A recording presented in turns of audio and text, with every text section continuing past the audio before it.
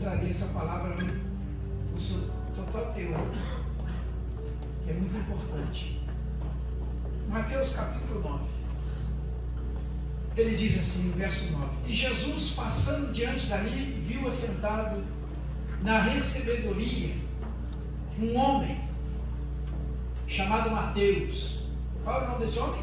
Mateus. E Mateus, quem é Mateus na Bíblia? Quem é Mateus na Bíblia? Quem Mateus se tornou na Bíblia? Discípulo de Jesus. Guarda bem isso na sua mente. Mateus estava sentado aonde? Numa recebedoria, numa procuradoria da prefeitura da época, do governo que existia na época. Ele era o procurador, aquele que cuidava de cobrar impostos. Aqueles que recebiam esses impostos cobravam, mandava carta de cobrança. Quem já recebeu carta de cobrança de imposto aí, além de mim? A prefeitura manda dizer assim: se você não pagar, vai piorar a sua casa. Quem já recebeu? Além de mim. Então, você vê que isso é antigo. E Jesus é a favor de imposto. Jesus é a favor de imposto. Em Romanos 13 ele diz: se é imposto, se é tributo, é tributo. Porque os impostos é para o nosso próprio bem. Essa é a vontade de Deus, que o imposto seja devidamente administrado para o nosso bem. Esse é o principal objetivo de uma prefeitura, de um estado, de um governo: cobrar imposto. Não é para virar meios de corrupção. Deus não tem nada a ver com a corrupção. Deus não tem nada a ver com os impostos cobrados tributariamente dobrados. Isso não é coisa de Deus. Mas pagar imposto é de Deus. Ser fiel ao imposto é de Deus. Agora, a corrupção não. Mas um dia todos vão dar conta a Deus. Então Jesus, ele está dizendo aqui o seguinte: que ele estava passando, ele viu esse homem sentado na corregedoria. E a Bíblia diz que, e disse-lhe Jesus disse para ele assim: segue-me. E ele levantou-se e seguiu Jesus. No verso 10 diz que: e aconteceu que, estando ele em casa sentado na sua mesa, chegaram muitos dos seus publicanos e dos pecadores, e assentando-se juntamente com Jesus e os seus discípulos, houve uma mistura. E no verso 11 diz que os fariseus, vendo isso, disseram aos seus discípulos, aos discípulos de Jesus: por que come o vosso mestre com publicanos e pecadores? Você vê uma cena grande. Jesus está passando, viu ali o cobrador de imposto, chama pelo nome. O cobrador de imposto levanta, segue Jesus, chega na casa. Jesus senta para fazer um banquete, para estar ali fazendo uma refeição. E a Bíblia diz que muitos do que estavam passando por ali viu Jesus sentado ali naquela casa, na mesa. Chegaram muitos publicanos e pecadores misturados ali, e assentaram juntamente com Jesus e os seus discípulos. Sentaram todo mundo junto, era uma grande mesa. E aí esses fariseus, no versículo 11, vendo, disseram aos discípulos de Jesus: por que o seu mestre come com pecadores e com publicanos? Por que ele não faz uma separação? Por que ele não divide isso aí? E quem é publicano? Quem é pecador? E quem é fariseu no contexto histórico? A gente precisa entender que essas três classes de pessoas existem hoje, porque isso fala de comportamento. No versículo 12 diz assim: Jesus, porém, ouvindo isso, Jesus estava atento. Imagina, Jesus estava num lugar onde tinha muita pessoa junto, mas ele estava atento, porque Jesus ele é intencional. Jesus ele não nasceu por nascer. Ele não nasceu e falou assim: não sei nem para que eu nasci. Jesus sabia para que nasceu. E quem sabe para que foi chamado, ele não fica perdendo tempo, irmão. Quem entende o propósito pelo qual Deus permitiu ele nascer, ele não fica perdendo tempo com coisinhas pequenas. Aleluia. Coisinhas sem importância. Jesus observa, Jesus escuta e disse: olha só, Jesus, porém, ouvindo, disse-lhes: não necessita os médicos de médicos sãos, mas sim os doentes. Quem que precisa de médico? Quem que já foi no médico dando bem de saúde? Quem que já foi? Quem foi o louco que foi no médico? Falou, eu vim aqui, para quê? O que você está sentindo? Nada, eu estou muito bem, eu vim aqui porque eu estou muito bem. Inclusive eu não estou sentindo nada, eu vim aqui talvez para sentir uma agulhada, deve ser. Ninguém, em sã consciência, vai procurar médico se estiver bem. Jesus sabia muito bem para que ele foi chamado, por que foi, para quem foi e quem o chamou. Eu não perdia tempo. E o texto diz que, no versículo 3, diz: ide, porém, e aprendei o que significa misericórdia eu quero, e não sacrifício, porque eu não vim chamar os justos, mas eu vim chamar pecadores ao arrependimento. Jesus não vem trazer remédio para quem está curado, Jesus não vem trazer cura para quem não precisa, ele vem trazer cura e vem trazer remédio para quem realmente está doente. Glória a Deus. E essas três classes de pessoas que estavam aqui, sentadas nessa mesa, além de Jesus, porque o texto diz que tinha publicano, tinha pecadores e tinha fariseus, além de Jesus. E os publicanos, pecadores, estavam sentados de frente porque estão com certeza, absoluta certeza, sabia que Jesus tinha algo para entregar, sabia que Jesus tinha algo para dar. Diferente dos fariseus, que parecia ter para entregar, mas não entregava. Usava o que tinha, o que sabia, para justificar a sua negligência no chamado. Está aqui no texto, o texto nos diz isso. Porque o perigo do fariseísmo é procurar defeito onde não tem. O perigo do fariseísmo é olhar cisco no olho do outro enquanto uma trave no próprio olho. O perigo do fariseísmo é vomitar com mosquito e ficar engolindo camelo. E é isso que Jesus está dizendo bem claro na frente de todos eles. Está dizendo, eu não vim aqui para curar quem está curado, eu vim para curar quem está doente. Porque é os doentes que precisam de remédio, não é os sãos. E ele continua dizendo o seguinte, aqui na palavra está dizendo, olha, sabe o que eu quero? Eu quero é que vocês exerçam a misericórdia e não sacrifício. Eu quero que vocês, está bem claro aqui, olha, porque aprendei uma coisa, misericórdia eu quero e não sacrifício. Porque eu não vim chamar justo, eu vim chamar pecador arrependimento. Glória a Deus. E essa é uma palavra para nós, líderes de igreja, líderes de célula, de ministério, crente que diz que é crente. A gente tem que parar, sabe, de ficar procurando chifre e cabeça de cobra.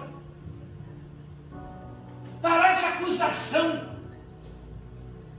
Parar de ficar procurando defeito, porque defeito todos nós temos. Eu sou o primeiro a levantar minha mão e dizer eu tenho. Porque a Bíblia chama de mentiroso quem diz que não tem. Está lá em 1 João, no capítulo 5, se eu não me engano. Ele diz assim, todo aquele que diz que não tem pecado, ele se fez mentiroso. Porque Jesus não morreu naquela cruz para salvar quem estava salvo. Jesus morreu naquela cruz para salvar pecador. E ele disse que se você disser que não tem, você é mentiroso. Mas se você confessar que tem, com desejo de deixar, ele diz que o sangue te purifica e justifica. O problema, irmãos, é que a gente às vezes acha que já estamos salvos. E a Bíblia diz, cuidado, você que acha, porque não está. Ele está dizendo, cuidado, você que acha que está em pé. Porque para cair, irmãos, basta estar de pé. Olha, eu só vejo cair quem está em cima, eu nunca vi cair quem está embaixo. O perigo do homem é estar aqui em cima, é na exaltação. A Bíblia diz que Deus ele derruba. Deus ele sempre vai fazer isso aqui. Deus sempre vai cobrar de nós uma responsabilidade do Evangelho. O Evangelho nos chama para isso aqui, ó. É para isso aqui que eu e você, nós fomos salvos. Não fomos salvos para tomar o lugar de Deus. Não fomos salvos para tomar o lugar de Jesus. Nós fomos salvos para fazer o que Jesus fez. É o que eu disse ontem no café. Nós temos uma facilidade facilidade muito grande de pregar o evangelho que Jesus pregou, mas viver o que ele pediu para viver é muito difícil.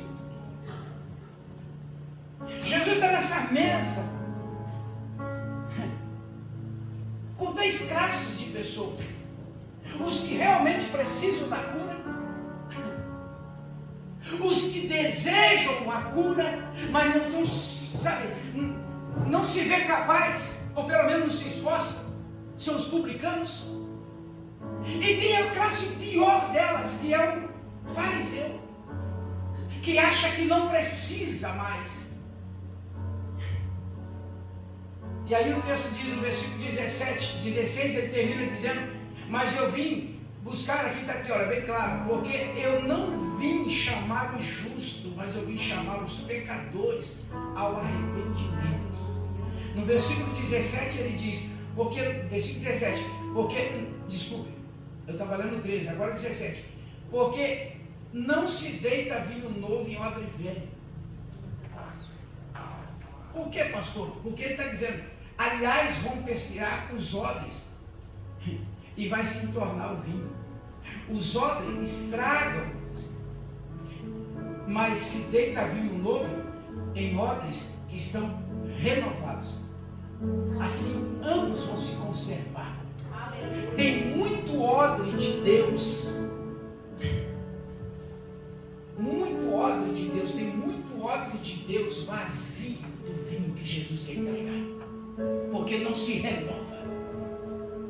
Porque não se renova. Entra na presença de Deus, não se renova. Entra na palavra, não se renova. Lê a palavra todo dia, não se renova. Vai em culto todo dia, não se renova. Escuta a pregação todo dia, não se renova. Faz seminário, não se renova. Continua agindo como odres velhos envelhecidos. E o Deus está dizendo, eu não vou deitar vinho novo em odre velho nunca. Enquanto a igreja não entender que ela precisa de renovo, tanto quanto os que estão aí, não vem o novo de Deus. Nós queremos o novo, mas nós não nos renovamos nunca.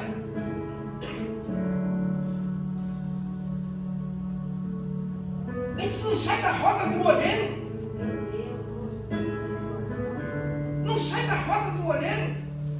O olheiro está amassando, está fazendo de novo, está amassando, fazendo de novo, está amassando, fazendo de novo. Vai chegar uma hora que o próprio olheiro vai falar, chega, isso não quer conselho.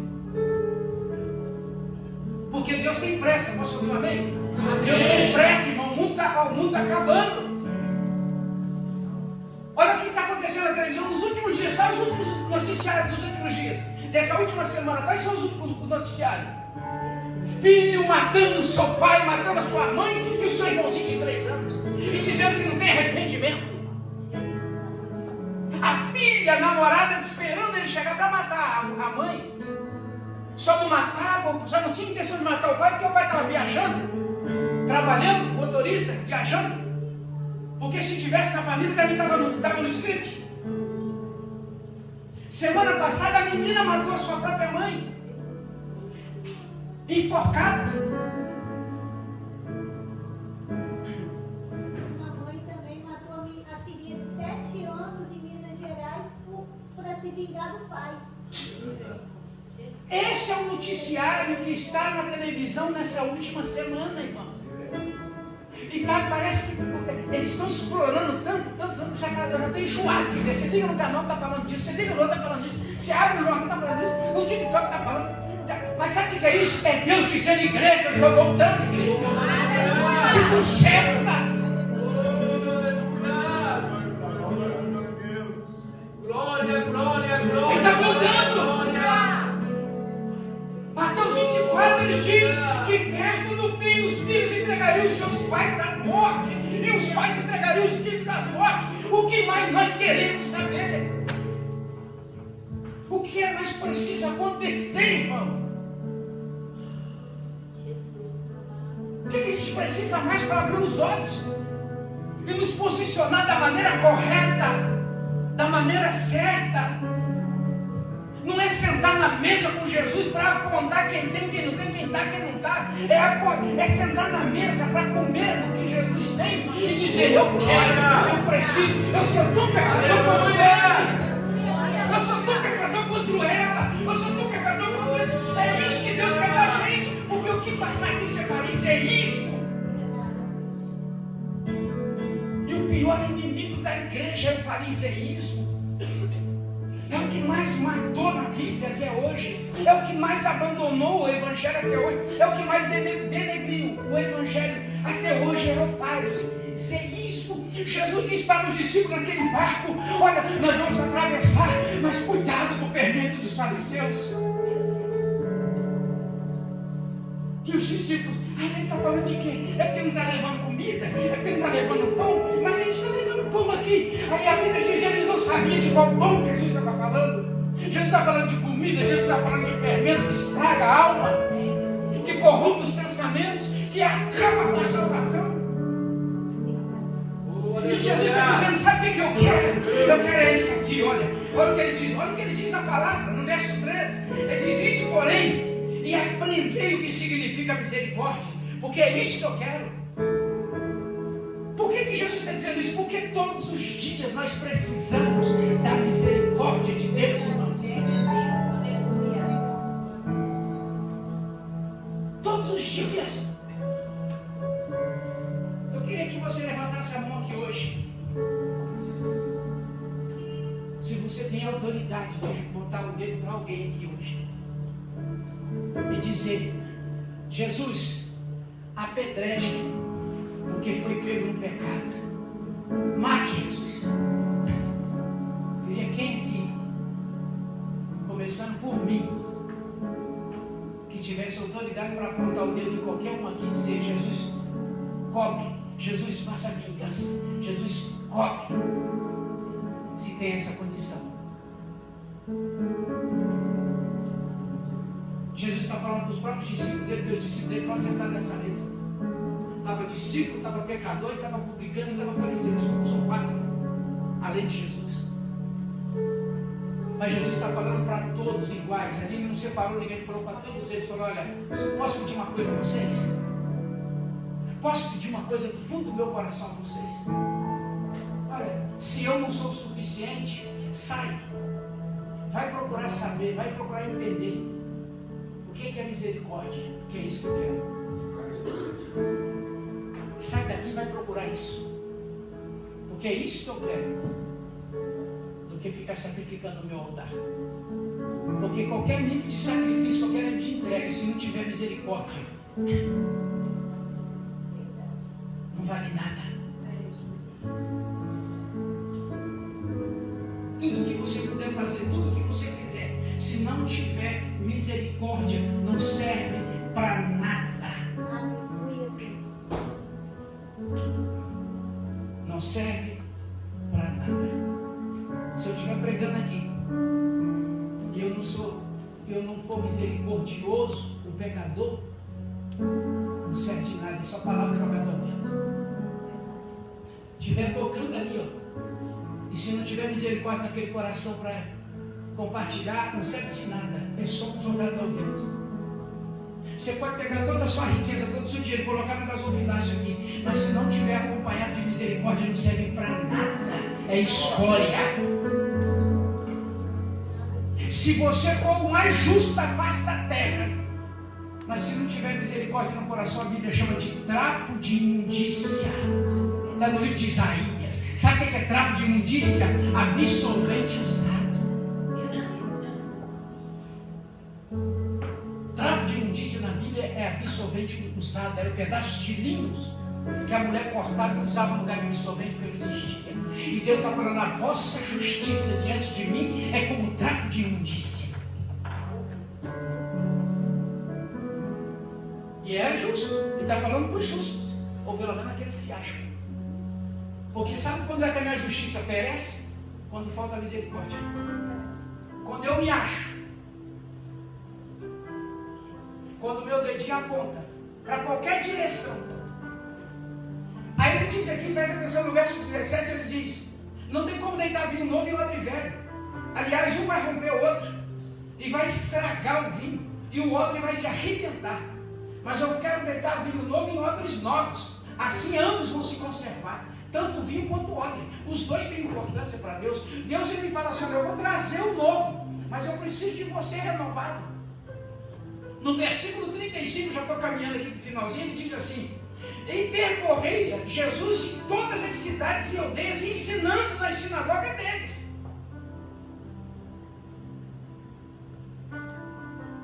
Olha, eu começo a aprender na Bíblia que pecador não precisa nem estar ouvindo muita pregação mais não, sabia?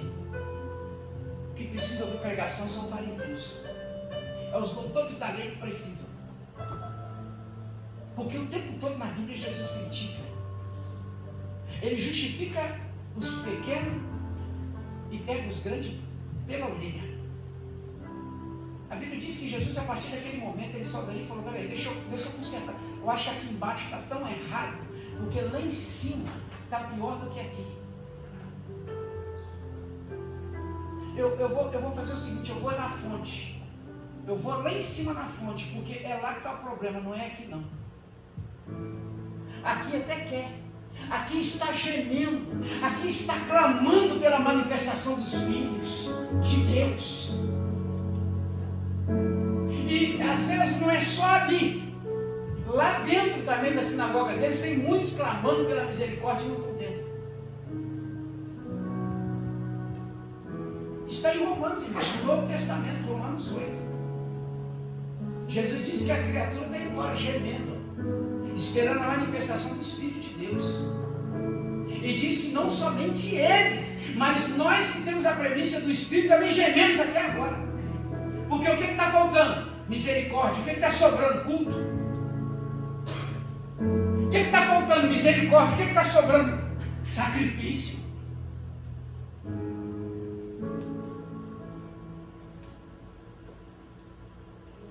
O que está sobrando na igreja? Está sobrando música, está sobrando cantores, está sobrando tudo isso. É uma briga, às vezes tem até disputa. Mas o que está faltando? Está faltando filhos de Deus para se levantar e fazer isso aqui. Olha o que está aqui, presta atenção, eu gosto do que está na palavra de Deus. Olha o que está escrito aqui. No versículo seguinte ele fala assim, olha o que diz aqui. Ó, presta atenção.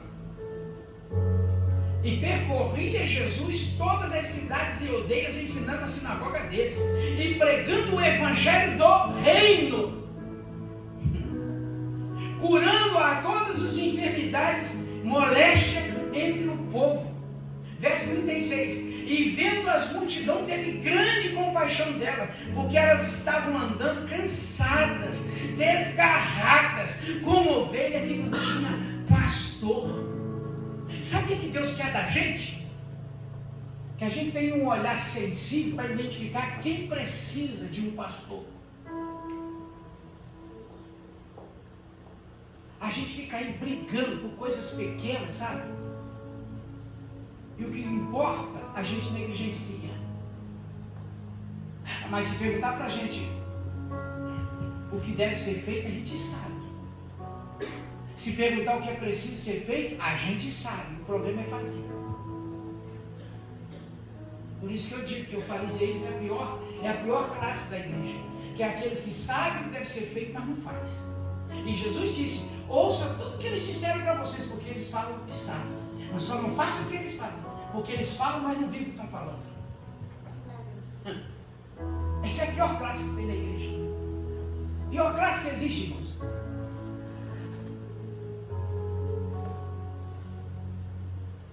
E ele continua dizendo no 37, então disse aos seus discípulos: a ceifa é muito grande, a seara é grande demais, mas poucos são os ceifeiros. A obra é muito grande. Se eu perguntar para você que agora, o que você acha? Tem muita gente ainda para ser ganho? E olha que o evangelho está sendo pregado há 2025 anos.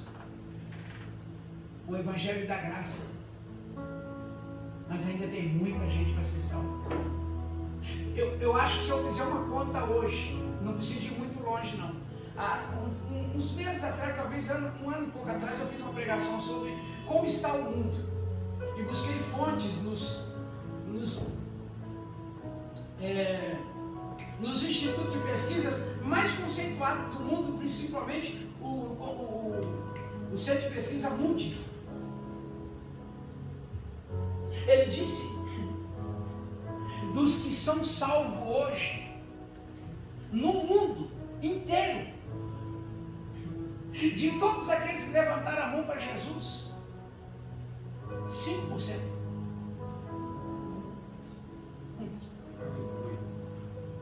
95% já teve um encontro com Jesus e já saiu da igreja, estava lá fora.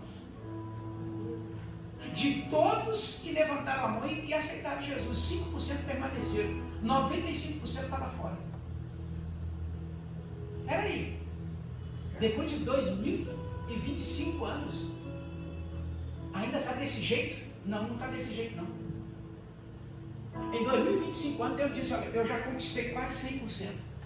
E coloquei dentro da igreja. O problema é que a igreja não soube cuidar e jogou tudo para fora.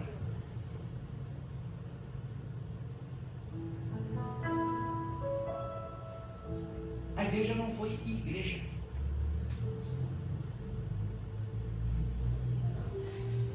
E esse mal, irmão, não está aqui em cima do altar somente, não. Está aí entre vocês. Porque um dia Jesus falou, cuidado com o lobo que está sentado do seu lado. Ele só tem cara de ovelha, de ser lobo devorador. Ele disse, cuidado também com os falsos apóstolos, tá? Que vêm entre vós vestidos de ovelha, mas são de cordeiro, mas são lobo.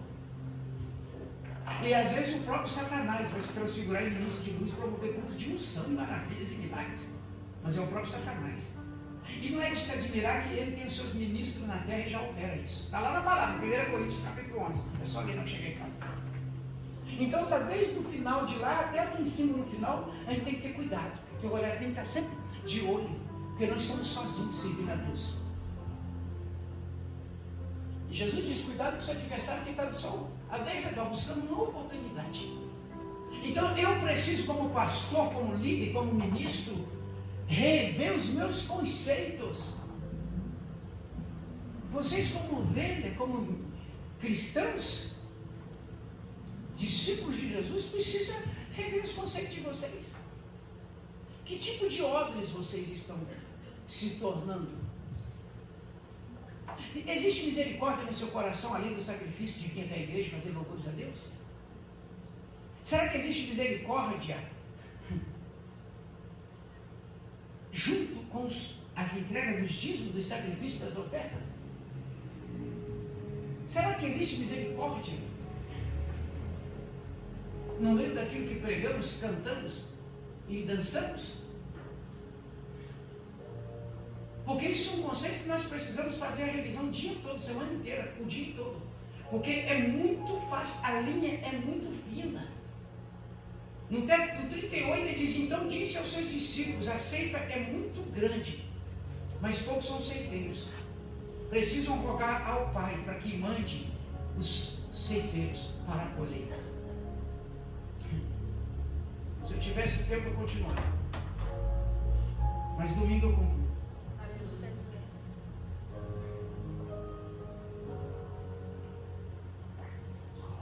A minha oração é que Deus, sabe, Ele mostra para nós o que Ele quer da gente. Nós somos num seminário esses dias lá no Rio, muito tremendo. Uma igreja com 17 mil membros. 17 mil membros. E está em expansão. Diz que abre uma igreja por mês, se não me engano. O seminário era só de um departamento da igreja, só do departamento de criança. Pagando inscrição, começando com um ano de antecedência, a R$102, não sei quanto foi isso? 95, um ano antes. Não, no dia. A promoção ficou 95 cada pessoa. Tá. 60 Falando assim, era no dia. você comprou antecipado, 60. porque no dia era mais caro. No dia era R$200. Isso que eu estou falando. Comprando antecipado, R$96. E estava assim. Eu coloquei, compartilhei os vídeos, compartilhei fotos. E, meu irmão, dá umas 8 ou 9 dessa igreja, ou mais. Tem culto o dia todo, porque são 17 mil membros. Só na sede, que foi falado no domingo. E esse evento que estava acontecendo lá é só no departamento da salinha das crianças, é só das tias das crianças. E eles, numa entrega total, entenderam o propósito, entenderam o chamado, e estão ali dispostos a fazer o que está aí. Eu participei de uma aula, de várias aulas, dentre elas a ativação profética. Dentro dessa aula de ativação profética era levantar líderes ativados profeticamente. Eram várias salas acontecendo ao mesmo tempo. Várias salas acontecendo ao mesmo tempo. Seminários. E tudo com excelência.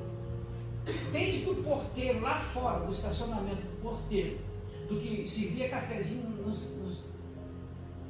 nas praças de alimentações lá, do que ficava no banheiro, às vezes tomando conta. Todos focados no reino do Senhor. Todos focados no reino. Todos fazendo isso aqui que Jesus disse. Olha para a multidão e tenha compaixão delas. Olhe para a multidão e perceba quem que precisa de pastor e se coloca como pastor sobre a vida dela. Jesus não está dizendo que você não tem que ver, sabe, que você não tem que olhar, que você não tem que, sabe. Ele não está falando para você concordar com nada, não. Ele só está falando para você o seguinte: está errado, está. Se coloque para ajudar. Critique menos. Aponte menos o dedo. Julgue menos. E sirva mais. Sabe, a gente tem uma mania de ficar, sabe, o cara está errando, está errado, mas o que você está fazendo para mudar? Porque Jesus disse: eu não vim apontar, eu não vim julgar, eu não vim condenar, eu vim para salvar. Ele não está falando para você concordar com ele, ele está falando para você entrar lá e mudar aquilo. Mas nós precisamos nos colocar. Eu quero mudar essas coisas. O que a gente faz às vezes?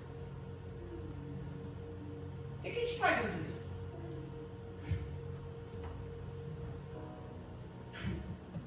Ele está falando: sai daqui e aprenda. Vai aprender. O que é misericórdia? Porque é isso que eu quero. E não sacrifício. Porque o Filho do Homem não veio a não ser para outra coisa. Salvar os pecadores. Ele não veio para quem está santo. Quem está santo não precisa. Ele veio para salvar o pecado. Nós precisamos, amar, ter um coração misericordioso, por favor. Eu não sou perfeito, eu sou cheio de falhas. Mas se as pessoas que estão lá fora falando das minhas falhas se colocassem para me ajudar, talvez eu seria melhor. Eu creio que cada um aqui tem defeito, tem falha, sabe? Mas se as pessoas que apontam o dedo para os seus erros, para as suas falhas, se levantassem e falassem: cara, eu quero te ajudar, o que eu posso fazer por você? Eu tenho certeza que ele não ia ver falha mais. Porque ele ia chegar em casa, olhar no espelho e ver: ah, eu também preciso. Esses dias nós fomos fazer uma visita. O irmão foi com a gente, o irmão Jadiel e a esposa. E no finalzinho da visita, foi lindo, foi lindo. Ele olhou e falou assim: irmão, posso te dar um abraço? O dono da casa, que recebeu a gente. Posso te dar um abraço? Os olhos dele cheios d'água. Aqueles olhos cheios d'água, estavam dizendo assim: é o que eu mais queria. Aleluia. E quando ele deu aquele abraço, irmão, sabe, ali foi encharcado, regado com choro. Ele trouxe uma palavra de repreensão, uma palavra de exortação, chamando o irmão para a responsabilidade, para o chamado que Deus tem para ele. Mas depois ele falou: posso te dar um abraço? O irmão chorou, dizendo: eu quero. E no final de tudo, depois todo mundo abraça, também quero. Aí no final, assim, ele falou assim: olha, eu quero agradecer muito a Deus pela vida de vocês, irmão, pelo seu abraço que você me deu, porque eu estava precisando. Irmão, sabe, se a gente entendesse o que é isso? Sabe, a gente precisa olhar para o irmão e falar assim: cara, não tem só erro, não. Tem coisa boa ali. Não, ali não tem só o que não presta, não tem alguma coisa. Tem sim. E sabe o que tem ali? O sangue de Jesus Cristo, que morreu na cruz por ele. Quando o apóstolo Paulo estava matando para defender o reino, Jesus foi a ele e falou para ele: por que você está me perseguindo? Ele falou: não, estou perseguindo o Senhor, não estou perseguindo ele. Ele falou: quando você persegue, ele está perseguindo a mim. Irmão, quando você começa a perseguir um irmãozinho, sabe, apontar dedo, criticar, julgar o que você está fazendo, literalmente com Jesus. Vamos nos abraçar mais, vamos exercer a misericórdia, sabe? Está errado, mas vem para cá. Eu te amo. Às vezes, mas pode ter certeza, aquele erro, aquela falha, é uma maneira de expressar falta de amor. A pastora falou aqui, ó, o diabo está trabalhando o tempo todo para tirar a paternidade da gente. Família nem se fala mais, já não se ama mais. É raro uma família que se ama.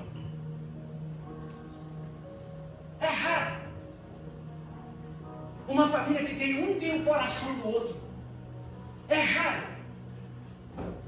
E foi para isso que João Batista nasceu no Novo Testamento, para preparar o caminho para o Senhor, convertendo o coração do pai ao filho e do filho ao pai. Ó, colocando o coração do pai na mão do filho, o coração do filho na mão do pai. O pai precisa ter o coração do filho, o filho o coração do pai. É raro. A paternidade está acabando.